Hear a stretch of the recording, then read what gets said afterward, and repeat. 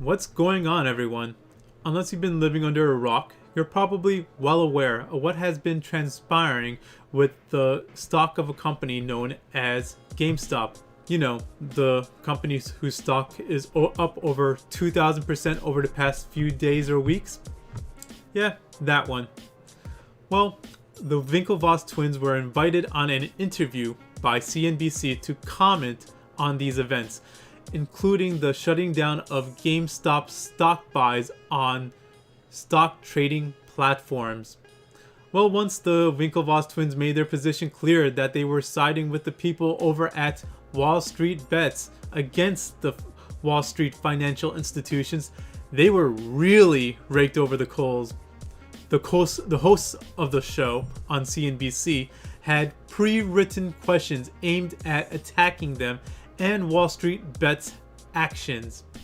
They were being overly obtuse and focused on minor things that the Winklevoss twins said, rather than the overall sentiment that they were trying to express and preach.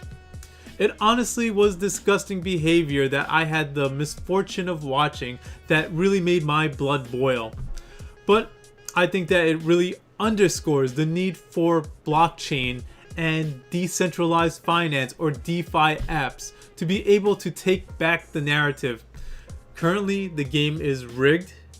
There's one set of rules for financial institutions and another set of rules for the little guy. And if the little guy begins to win, the rug is pulled under him, and the financial infrastructure makes sure that it will not continue.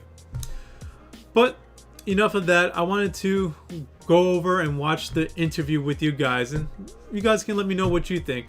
So let's get into it.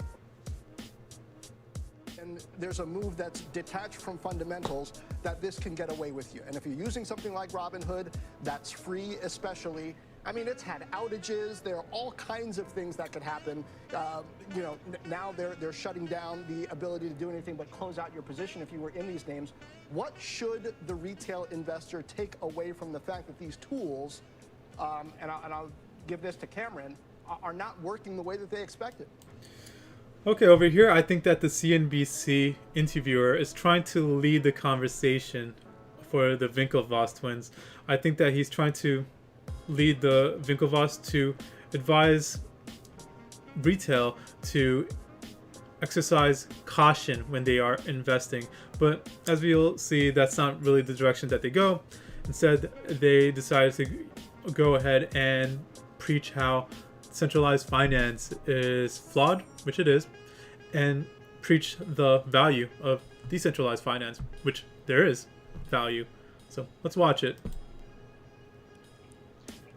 Well, I think the takeaway here is it's centralized finance, and they can be throttled and deplatformed, and we've seen that firsthand. And I think a lot of this energy from Wall Street Bets is going to pour directly into decentralized finance, which is permissionless, where you can't be deplatformed. Okay, so let's talk about what he just said.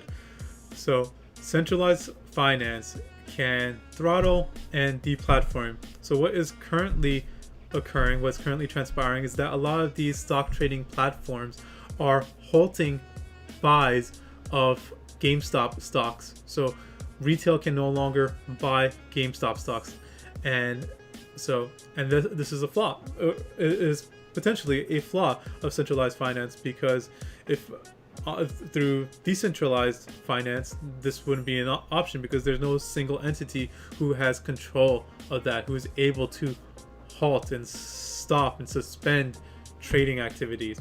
So this is what Cameron is talking about. Right. It shows all the vulnerabilities and how the system's rigged. One call to Robinhood, deplatform. One call to Discord, one call to Reddit, and it's over for the little guy. It's over. One call to Robinhood and it's done. Deplatformed. One call to Discord, deplatformed. What happened is Wall Street Bets, they had a Discord, and I guess this is like a chat room area, and that they were banned from Discord. This happened a couple days ago for allegedly hateful stuff. They're writing hateful stuff. But it's pretty convenient that it occurred just as this was occurring, just as there was attention being drawn to them, they were banned, and that's can be said to be a flaw of centralized finance and just centralization overall. Some may say that it's a feature because you have more control over what people can do, what people can see. But I think that what Tyler is trying to suggest is that decentralized finance is freedom.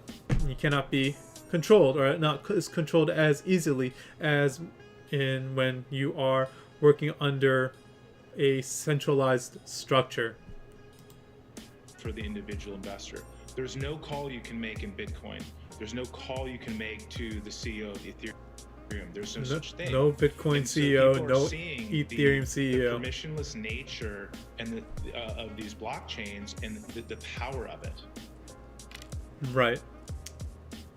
There's a lot of you guys power talk about the little guy in versus decentralized the finance. institution, and indeed, a lot of this debate is around that theme, but this is far from clean or simple. Going after hedge funds, you can inadvertently hurt pension funds or mutual funds that also serve the little guys. Robinhood now getting a lot of the backlash, and it was supposed to democratize trading, but now getting attention about their business model and paying for.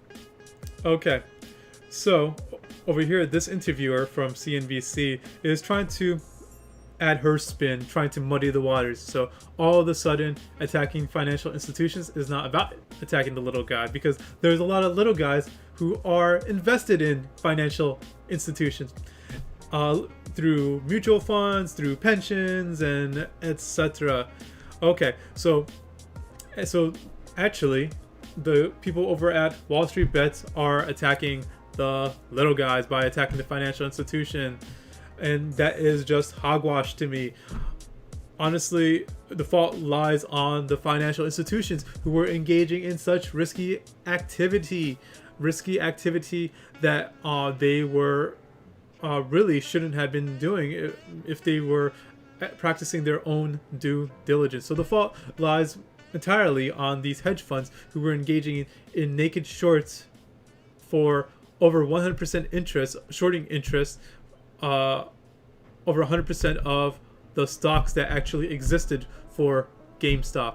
So there were more shorts than there were stocks for the company. It kind of just blows your mind. It doesn't make no sense. And that's why this was identified as such a juicy target for a short squeeze by folks on Wall Street Bets. And he just spread the word and found like it was a good opportunity for that. It was inevitably going to be a short squeeze, and some of the folks at least thought that there was a lot of opportunity and for GameStop, that he felt like it was going to be going up, going into the future.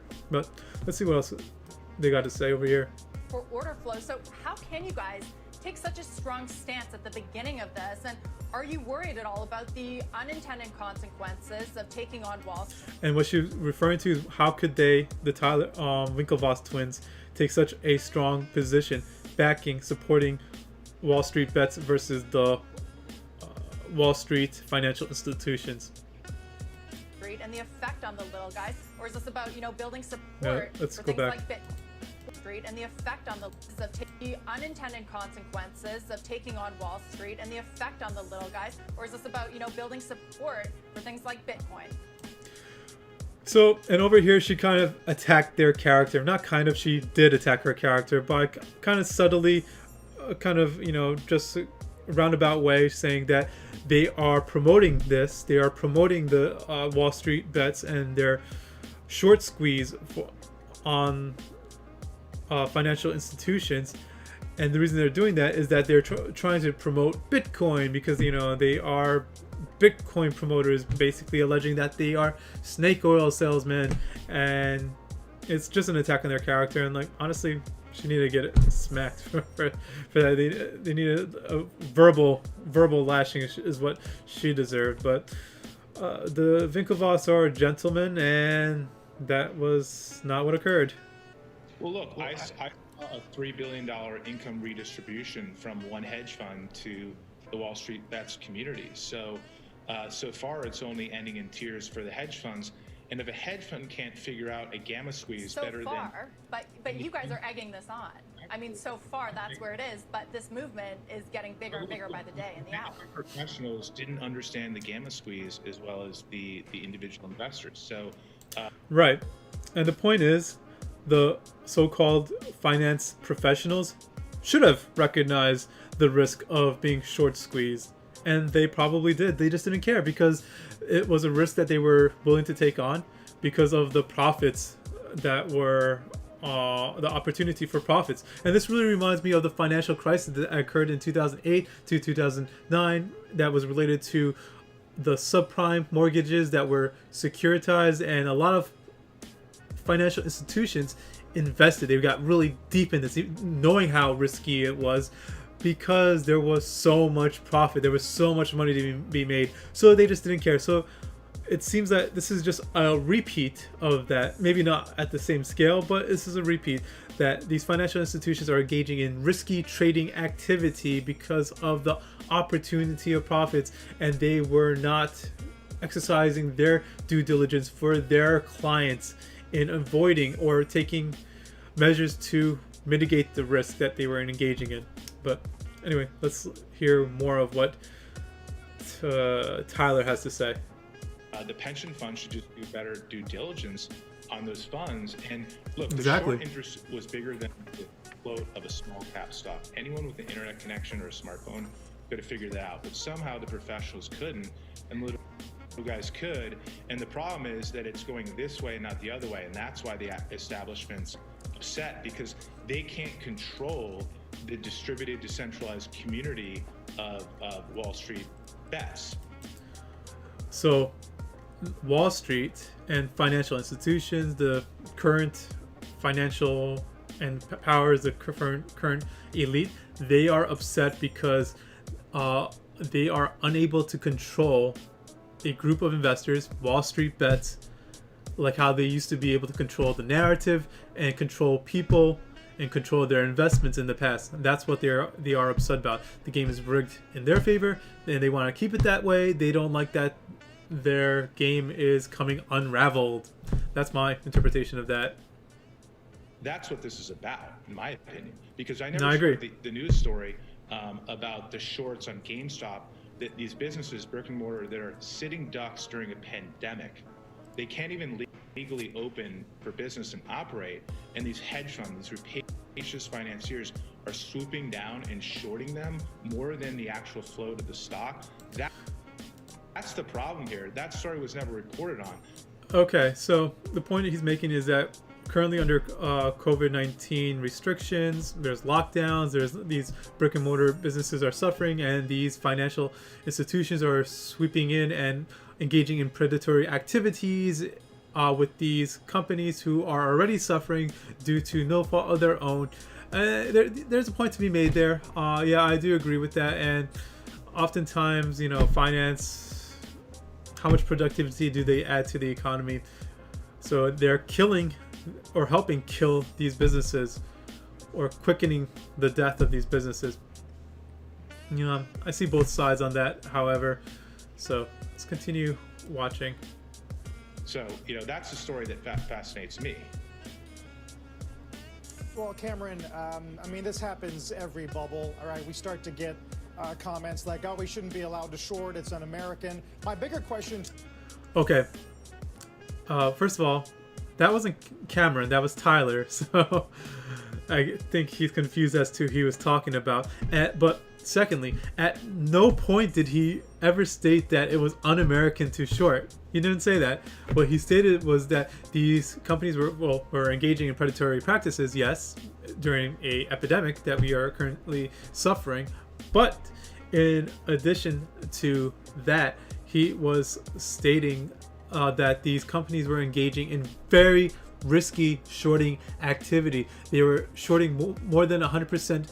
It was more of a 100% short interest that exceeded the amount of stocks that were actually available for this company. It was very risky behavior that these financial institutions were engaged in. To you is, we keep throwing around the phrase little guy on these platforms that have no transparency. There's no verification that you're a little guy. You don't get a blue check mark if you're a little guy to prove that you're not part of some other more nefarious army. Do you think we're over our skis on that? Okay, that was just absurd and ridiculous. And it's more of CNBC reporters trying to add their spin, trying to muddy the waters. It's like, how do we know Wall Street bets are little guys? They could be big guys. They could be an army of big guys that are engaging in collusion to attack these financial institutions who actually represent little guys, teachers and unions, pension funds and whatever, etc. It is ridiculous. They're just trying to confuse the audience who may not be really thinking about it too much, not putting too much thought about it, just like being spoon-fed facts, opinions, and this is what it is, just opinions regarding what is occurring. By definition, Wall Street bets will have far more little guys than a financial institution such as Melvin Capital has, and it is transparent. It is open to the public. Discussions are open. There is no, I mean, it's open out. It's out there. It's not something that is being done behind closed doors. It is by definition more little guy than financial institutions engaging in reckless shorting activities. So this man's, whatever his name is, this man's allegation is absolutely absurd.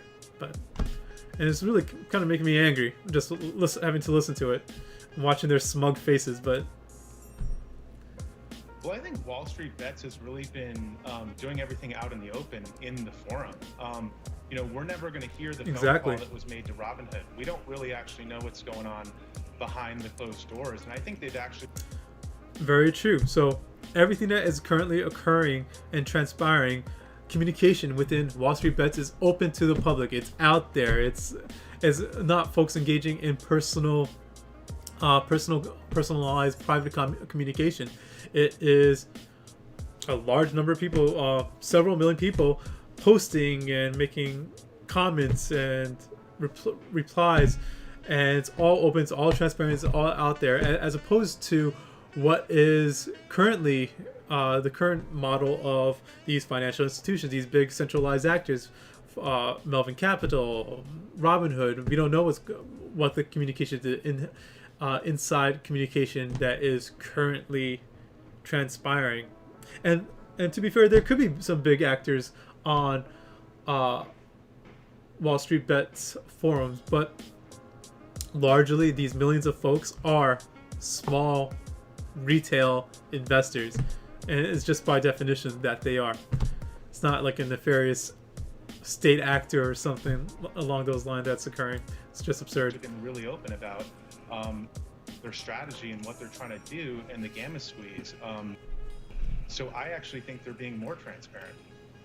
You know, putting today's and yesterday's price action to the side, Tyler, do you think what we're seeing right now reflects a unique moment in time or the start of a shift in how younger investors view opportunities in the market? Okay, I want to give my opinion on this. I think that younger investors have a different view to older investors, baby boomers, or even older generation X investors, in that I think that older investors place a lot of value on what finance professionals, financial institutions, this finance talking heads had to say, and they felt that what was most important is profits and cash flows and liquidity, solvency of a company. And millennials and Zoomers, they don't necessarily focus on that. What is most important is, and what it ultimately all comes down to, is trust, belief, and and just liking what you're investing in. Those are things that millennials and Zoomers place value on. So, and I think that, and due to increased information flow, due to increased connectivity, increased social media platforms, there is just the availability of information and ability to reinforce your thoughts and beliefs and opinions, and to gather with other folks who share your thoughts and beliefs, and you're able to. So I think this is all part of. I think this all represents the fundamental paradigm shift in how the newer generations, the future generations, views investing. And I think it also really is. I think that also was what the Trump, whether or not you like him or not, the entire Trump revolution represented. It was connectivity. It was that connectivity through social media platforms, being able to engage with other folks who are like-minded, and trust and belief in that individual and that idea, for better or for worse. I'm not going to, say, whether it was good or bad, but, those folks, it's something that resonated with the people. But anyway, let's continue watching. Look, I think this is the beginning of the end of centralized finance. I think if anyone thinks this is about just one stock or two stocks, they're mistaken. I think this is a much larger movement. I think it's a systemic issue, and I think that people need to fix it, or it's going to get much, much worse. I think this is a much larger issue in the thread of our country and its fragility and what's happening in the inequality. And frankly, the hypocrisy of the political leaders who say, you can't open your business and run your business and make a living during the pandemic. Okay. Let's pay attention to what he has to say here, because this is going to be important in a couple of seconds, a couple of moments. So, first thing he said, let's go back to listen to what he said. And frankly, the hypocrisy of the political leaders who say, you can't open... Political leaders say, your business and run your business and make a living during the pandemic. You cannot open up your business and run your business and make a living during the pandemic. Okay? Let's keep that in mind. We won't pass a stimulus bill in time. We won't pass a stimulus bill in time. And, oh, by the way, now you can't trade. Oh, and you can't trade. Okay, let's keep that in mind. What's the next thing they're going to control and say you can't do? And what it really does... Wait a minute. Who is saying all of those things? That's okay, so the CNBC host now is being intentionally hard-headed, I think. Let's see what he has to say. Some attempt at whipping up something populist that's not based in fact. Is there one person who is saying all of those things? Okay, obviously they are not. The Winklevoss twins are not quoting any specific politician leadership that is stating those things explicitly or verbatim. And so what was stated, politician leadership are saying you have to close up your business, you can't work. Let's see, you can't, what was it stated? You can't open up your business, and you have to keep your business closed, and you can't work. We will not give you stimulus bill in time, and you can't trade. Okay, obviously they're not quoting any specific politician. That is implied through the actions.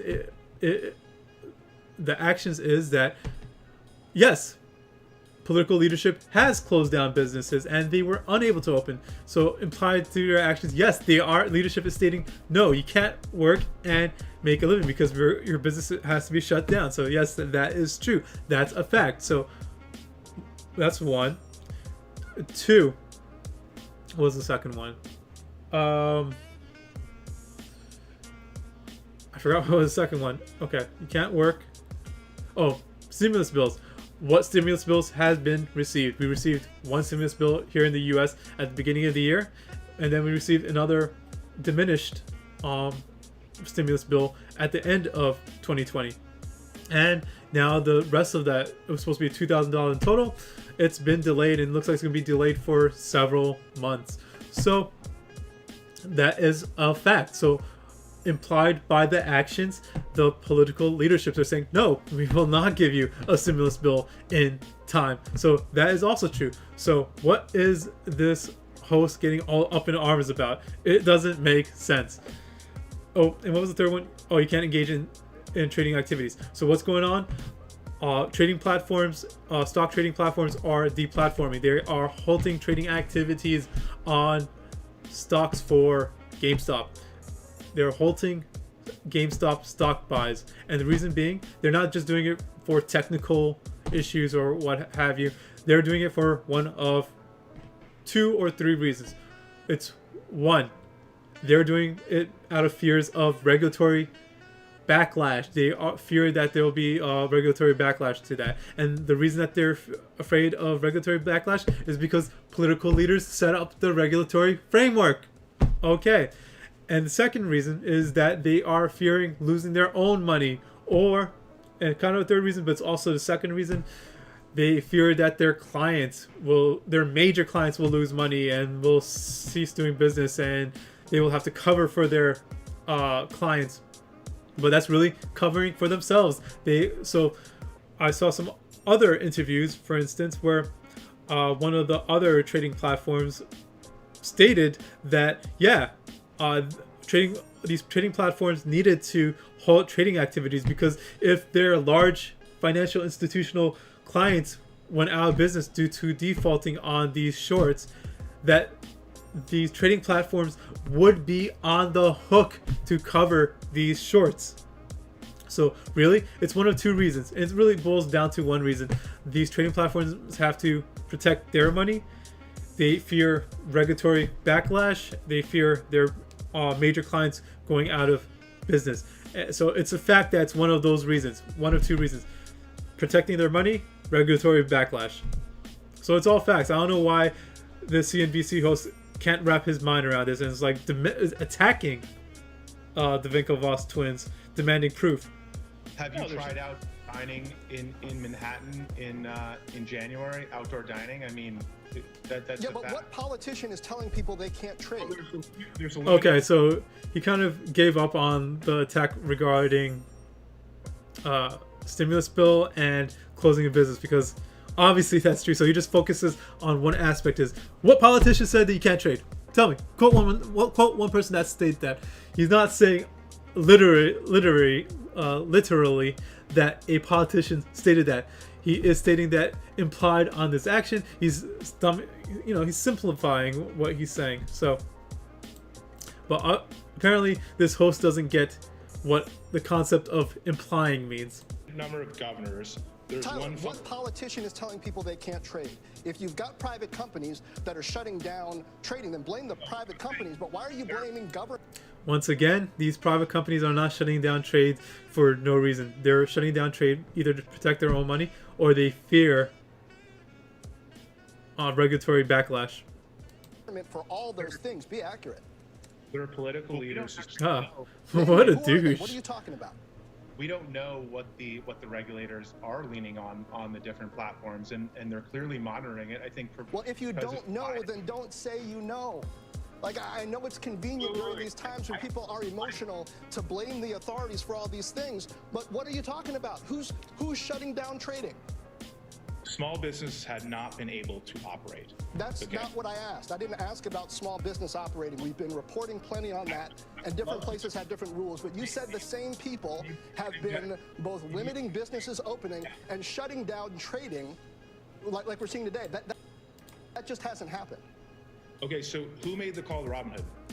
Was there a call made to Robinhood? I don't know. Do you think Robinhood? You don't know exactly that. Okay, so the Winklevoss twins could have kind of communicated their position better, I think. What they should have focused on was political leaders are in charge of establishing the regulatory framework, and these stock trading platforms, they would not shut down for no reason. They're either shutting down to save their own money or they fear regulatory backlash. And what is going on here? They fear regulatory backlash, there's a lot of talk about the SEC investigating. So, and regardless, each one has to do with centralized authority figures.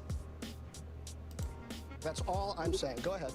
Robinhood woke up and made the decision themselves to halt the tickers. No, he shouldn't have put it. He shouldn't have said as a question. He shouldn't have stated that as a question. He should have stated it as statement. Robinhood would not just halt the tickers for no reason. They halt the tickers for one of 2 reasons: to save their money, or because they fear regulatory backlash. The regulatory framework is established by political leaders. Hence, political leaders have a say in whether or not you are trading. But to be fair, like, I don't think that they were unprepared to be attacked on this. They didn't expect it to be attacked this. I watched CNBC, and usually the hosts don't attack their guests like this unless they are stating really outlandish things. And this is not something that's really that outlandish. So I'm not really sure why the CNBC hosts are attacking them so harshly. I don't know, but I'm not claiming to. Okay, I didn't claim to either. You did. You just said that the authorities are doing all of these things. Go back to the tape. I did not say that. I said people are not allowed to trade. I don't know what the calls made, but I don't think it came from Robinhood. Do you think that? I think it's a fair question, and I think it's the question, given the fact that you're the journalist, you should be asking, not me. Exactly, and I will ask, but I'm not claiming to know like you just did. I'm not claiming to know. I'm claiming. Yeah, it's a good point by Tyler. They definitely should be. The journalists are the ones that should be really asking the question. Why is this question not being asked more? I need to ask, and I'm asking you. Did you call Well, then Robinhood? let's ask the question. Let's go ahead and do that. That's great. You asked Robinhood the question today. I don't have Robinhood on. I have you on. So I'm actually analyzing what you're saying. Okay, so you haven't done your job today and emailed Robinhood. Good point. Did not do his job. Why they stopped If I trading. haven't done my job, then you're implying I'm wasting my time talking to you. What is up with this bickering from the CNBC host? This sounds like elementary school playground bickering and banter. And really, and he did state that if you are saying that I'm not doing my job, you're implying that I'm wasting my not doing my job by talking to you. No, first of all, no, that's not what he's implying. And secondly, that implied, I mean, that means that he understands the concept of imply. It was a brain bug. It was something that was in his head. So he understands what the Winklevoss twins are getting at, what they're what the political leadership is implying through their actions. He understands that. He's just intentionally being hard-headed about it. He's intentionally being obtuse and overly literal about it. But okay, let's move on. All I'm doing is, if you're putting a statement out there, I want to know what its basis is in fact. If there is none, your mistake, whatever we do. If there is none, your mistake. If you look at the tape, I didn't make on. the comment you're saying I did. What I'm saying is someone needs to ask the question to Robinhood, and it should be you. It shouldn't be me asking you on my segment. Here, I have a statement from Robinhood. Being There it overly is. aggressive We continuously for monitor no the reason. markets and make changes where necessary in light of... And it really shows how CNBC is really on the side of the major financial institutions of Wall Street, how they are basically corporate shills and trying to add their spin, muddy the water, say, oh, it's not about the Wall Street, it's like the little guys. A lot of little guys are invested in pensions and mutual funds who are invested in these major financial institutions, and actually you are attacking these little guys. So what do you have to say about that? It's all crazy, but Of recent volatility, we are restricting transactions for certain securities to position closing only. That's a statement that we have from Robinhood on the actions they've taken today. And that sounds opaque and not the full picture. yeah, and I agree. I mean, they don't just shut down trading for no reason. They shut down either to protect their money or regulatory oftentimes companies, besides backlash giving fear. us a statement, will refuse to say much more than that. But I think what you're suggesting is sometimes she makes me conspiracy, so right? mad. That authorities ordered Robinhood to restrict trading in some sense. I mean, Oh, I hate how they're making this, or trying to make this out to be some sort of conspiracy, so they could just dismiss what they're saying. It's not a conspiracy, and they're not, and obviously it's implied through the actions. Political leadership does control what these stock trading platforms do through a regulatory framework. There's no conspiracy about it. It is controlled. to sort of talk about that on air is a big deal. So I understand. It's John's a big deal. pushback. What I'm suggesting is that on Ethereum, that could never happen, and there would be no such thing. Yes, on Ethereum. Shout out to Ethereum. On Ethereum, this could never happen because Ethereum is freedom, and decentralized finance is freedom. Apparently, I agree. But let's continue. So why did it happen in centralized finance? And why did it happen in centralized and finance? We should understand that. And I've never seen a hedge fund deplatformed from Bloomberg Terminal or throttled on their prime brokerage account and pulled back on the market when they're shorting a company like GameStop when they're making too much money. I've never seen the big guys get throttled. I only see them get built. Right. Rock makes I'm money also on. not sure.